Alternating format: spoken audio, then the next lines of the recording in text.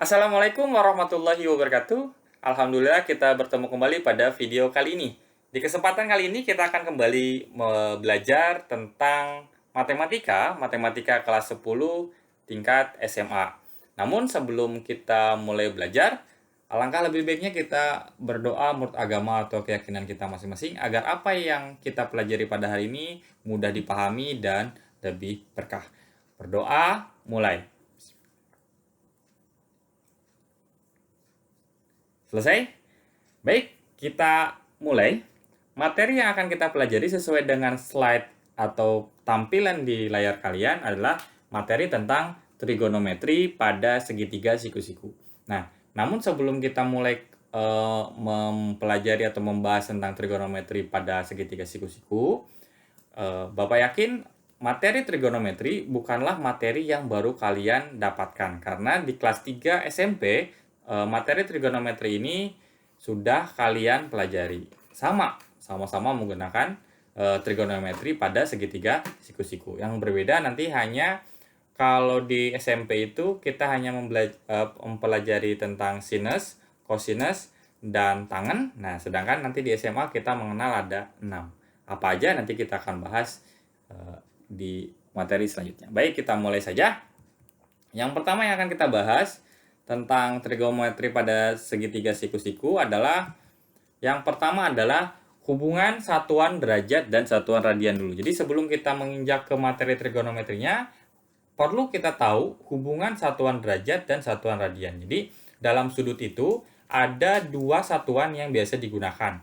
Yang pertama adalah menggunakan satuan derajat dan satunya adalah menggunakan satuan radian. Nah, hubungannya gimana antara satuan derajat dengan satuan radian?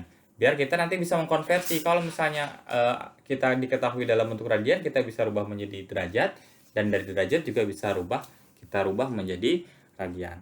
Oke, satu putaran penuh. Jadi kalau kita punya lingkaran seperti ini ya, nah, kita anggap di sini startnya. Satu putaran penuh dari sini bergerak sampai kembali. Ini namanya satu putaran penuh. Satu putaran penuh itu sama saja atau sama dengan 2V radian. Nah, sama halnya kalau dalam bentuk derajat, pasti kalian sudah tahu satu putaran penuh lingkaran itu kalau dalam derajat itu sama dengan 360 derajat. Nah, dari sini kita udah ketahuan bahwa ternyata 2V radian itu sama dengan 360 derajat. Atau kita bisa tuliskan 360 derajat itu sama dengan 2V radian. Nah, karena di sini adalah 2V radian, berarti setengahnya dari 2V radian itu adalah V radian kan?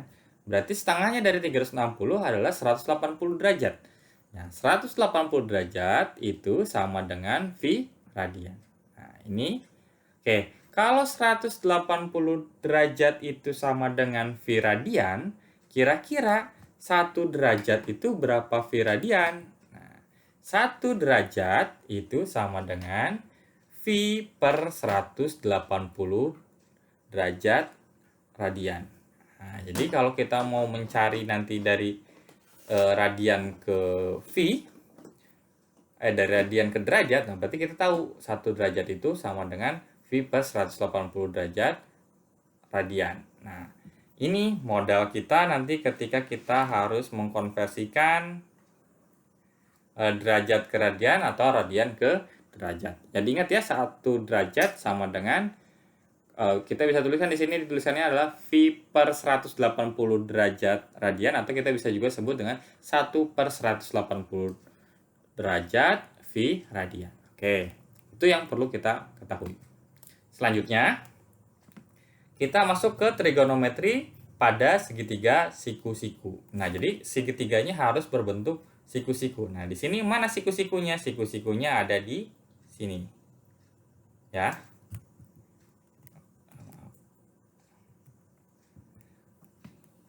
Oke, segitiga siku-siku. Anggap saja kita beri nama segitiga siku-siku ini, kita kasih nama segitiga A, B, C. Oke ya.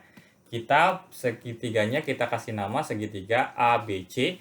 Jadi kalau menamai titik-titik sudut itu dia menggunakan huruf kapital ya, A, B, C. Sedangkan untuk garis itu menggunakan, nah berarti kalau sudah kita dapatkan titiknya A, B, C, berarti garis yang di depannya titik B itu disebut dengan garis B. Nah, penulisannya tidak kapital, huruf kecil lah.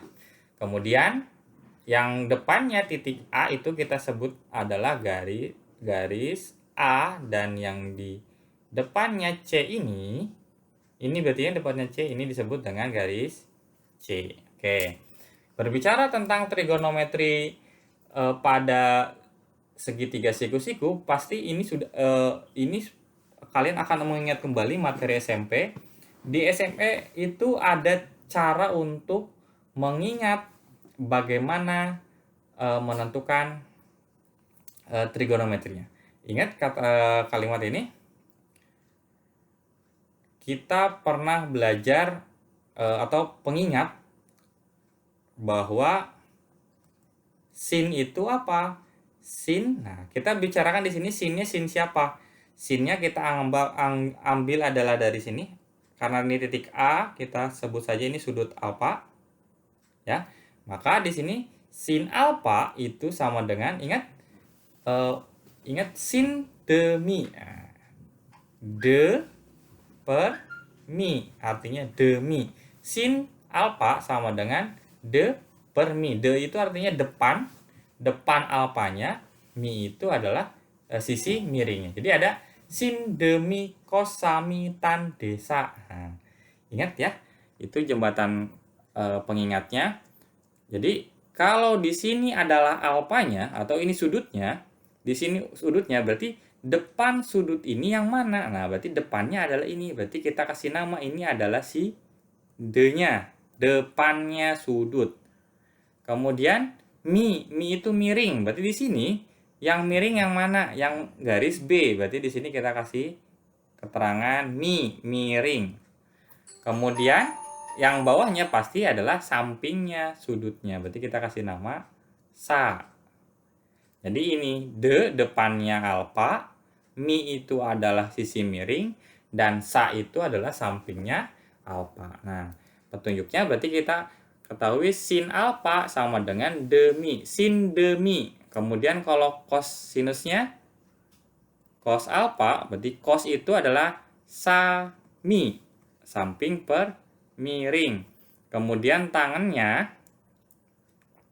alfa, tan itu adalah tan desa. Nah, D per sa. Diingat ya. Sin demi cos sami tan desa.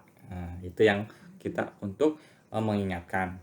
Jadi demi. Nah, biar ingat, memang sengaja di logat-logatin Jawa biar kamu ingat sin demi cos sami tan desa. Nah, ingat desa itu ya. Demi. D-nya itu adalah A kan? A per mi, miringnya B. Berarti sin alfa itu sama dengan A per B. Sekarang cos sami, sampingnya itu adalah C per miringnya adalah B. Kemudian tan desa, depan samping. Ini sama aja dengan A per C. Nah, seperti itu. Gampang kan? Sin demi cos sami tan desa. Jadi ya, kemudian, nah kalau di SMP kalian hanya belajar sinus, kosinus, dan tangen. Di SMA itu kita kenal lagi namanya adalah kosekan alfa, karena kita ngomongin alfa ya. Jadi di sini kosekan alfa. Kemudian selain kosekan kita kenal namanya sekan alfa dan kotangen alfa. Nah, penulisannya seperti ini. Oke. Terus kosekan alfa itu gimana dong cara nyarinya? Jadi nggak usah bingung, nggak usah pusing ya. Sinus itu atau kosekan alfa ini adalah kebalikan dari sin alfa. Sehingga kalau sin itu demi, kalau kosekan itu jadinya mi de. Mi per de atau demi dari bawah. Kemudian kalau sekan itu adalah kebalikan dari cos. Berarti di sini jadinya mi per sa. Dan kotangan kebalikan dari tangan. Berarti di sini adalah sa per de. Nah, jadi dari sini kita baru dapatlah kosekan alfa. Kosekan alfa itu sama dengan B per A, yang ini sama dengan B per C, dan yang terakhir itu sama dengan C per A, gitu. Oke, kira-kira bisa dipahami ya? Gampang kan? Ini kalau sinus alfa. Oke, seperti ini. Kita akan ambil lagi, biar kalian bisa membedakan. Bapak ganti warnanya menjadi biru. Di sini adalah sudut alfa. Sekarang kalau Bapak ganti, yang kita cari itu adalah trigonometri dari sudut beta. Nah, ini beta ya. Kita anggap beta. Maka ketika beta itu di sini, maka depannya beta yang mana? Depannya beta itu adalah sisa ini. Ini adalah menjadi depannya beta, ya. Kemudian sampingnya beta yang mana? Sampingnya beta yang ini. Berarti di sini adalah samping beta. Kalau miring tetap miring ya. Miring tetaplah miring. Oke, berarti kalau di sini kita cari sinus beta, itu sin demian depan miring. Berarti depan miringnya berubah. Deminya adalah depannya siapa? Depannya itu adalah C kalau sekarang. C per B.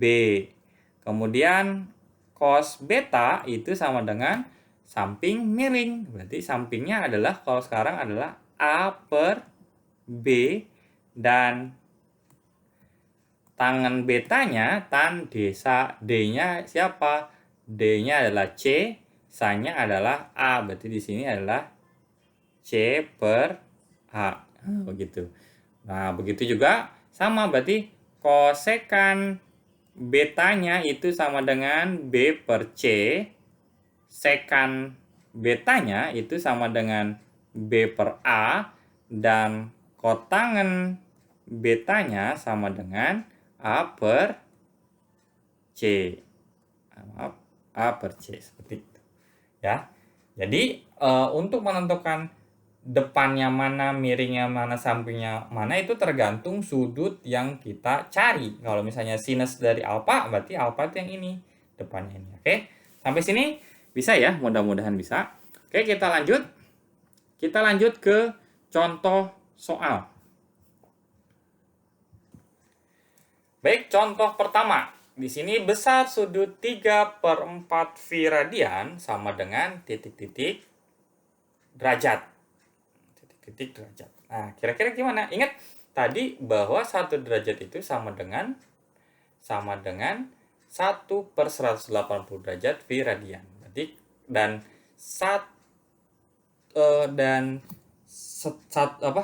phi radian itu sama dengan 180 derajat. Nah, karena phi radian itu sama dengan 180 derajat, ya, maka 3/4 phi radian itu sama dengan 3/4 dikali 180 derajat. Seperti ini ya.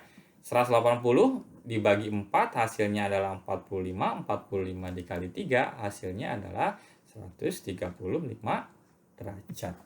Oke, jadi besar sudut 3/4 phi radian itu sama dengan 135 derajat. Gampang bukan? Oke. Baik, kita lanjut ke contoh kedua. Kita masuk ke contoh kedua.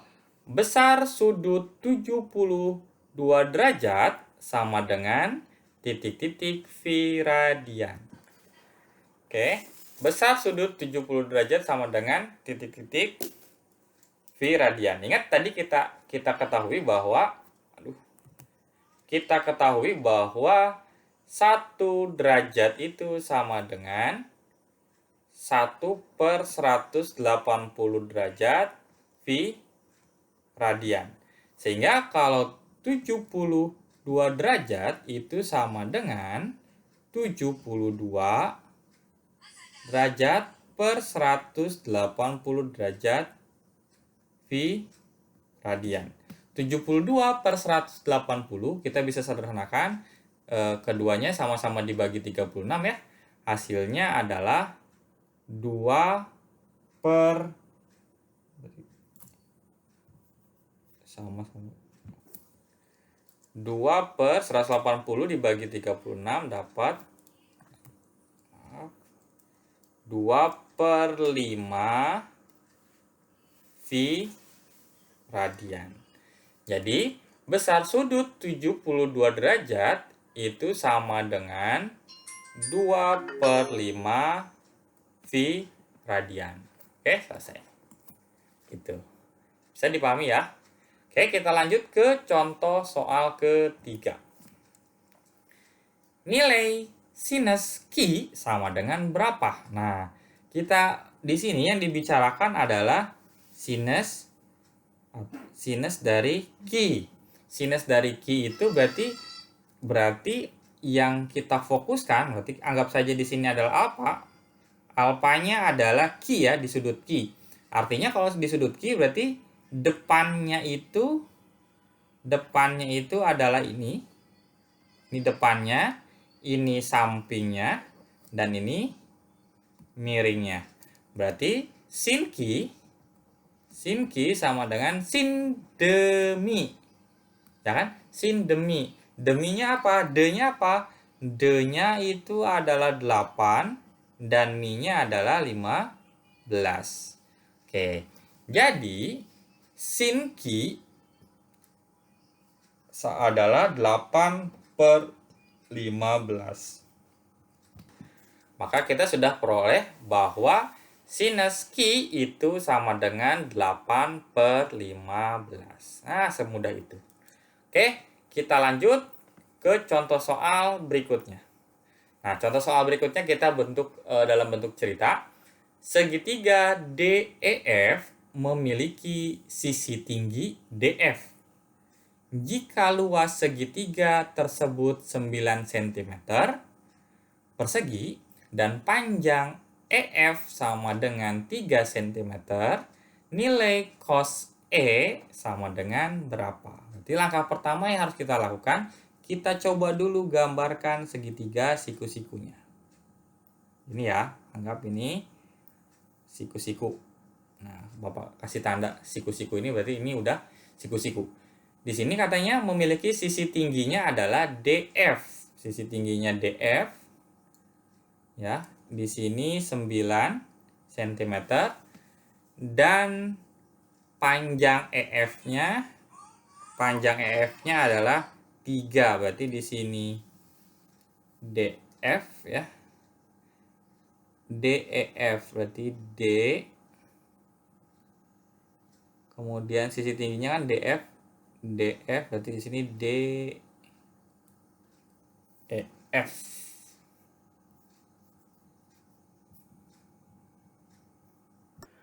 Oke. Oh iya, ini keliru ya. Ini adalah luas. Hati-hati nih jebakannya. Di sini adalah luas segitiga tersebut 9 cm. Oh, ini 9 cm itu adalah luasnya. Berarti saya hapus ya yang bagian sininya. Ini bukan tingginya tetapi ini adalah luasnya. Oke. Kita lanjut. Berarti karena di sini yang diketahui adalah luasnya 9 cm, kemudian EF-nya adalah 3 cm, berarti di sini 3. Berarti kita harus mencari dulu berapa tinggi DF-nya. Gimana caranya? Berarti kita kembali lagi ke rumus luas segitiga. Rumus luas segitiga itu luas segitiga itu sama dengan 1/2 dikali alasnya dikali tingginya. Oke, di sini alasnya kita dapat 3. Berarti luasnya kita dapat adalah 9. 9 sama dengan 1/2 dikali alas ya. A-nya adalah kita anggap saja 3. Sini. Kali 3 dikali T-nya kita belum tahu. Oke, berarti kita sederhanakan. T sama dengan, kita balik ya. T sama dengan 9. 1/2 kali 3 itu sama dengan 3/2 ya. 3/2 berarti kalau kita kesini kan berarti dibagi 3/2. 2. Berarti ya, T sama dengan 9 dikali 2/3. Kita coret, sama-sama dibagi 3, dapatnya 3. Sehingga T-nya kita peroleh 3 kali 2 sama dengan 6. Oke, berarti kita dapat T-nya adalah 6. Pertanyaannya, di sini adalah cos E, berarti fokusnya adalah di E. Berarti karena di sini di E, berarti depannya E itu adalah ini. Ini depannya, ini sampingnya, dan ini adalah miringnya. Pertanyaannya adalah cos E sama dengan apa? Cos itu adalah samping per miring. Sedangkan di sini miring belum ada, berarti kita perlu nyari lagi sisi miringnya berapa. Ingat, ini pelajaran SMP ya. Untuk mencari sisi miringnya berarti kita cari DE itu sama dengan akar kuadrat dari 6 kuadrat ditambah 3 kuadrat. Sama dengan akar 36 ditambah 9. Ini dapatlah hasilnya adalah 45. 45 itu kalau kita buat menjadi perkalian, itu adalah 9 dikali 5. Nah, 9 kali 5 ya. 9 itu kalau kita bikin dalam bentuk kuadrat, itu sama saja dengan 3 kuadrat dikali 5. Sehingga kita bisa sederhanakan bentuk ini, bentuk akar 45 itu menjadi, karena 3 ini pangkat 2 sama dengan ininya, akarnya, berarti dia bisa keluar. Jadi 3 yang di dalam, sisanya adalah 5.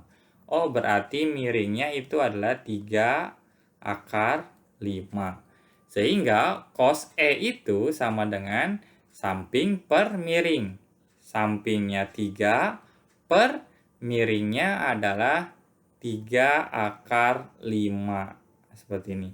Sehingga diperoleh dapat jawabannya ya 1 per akar 5.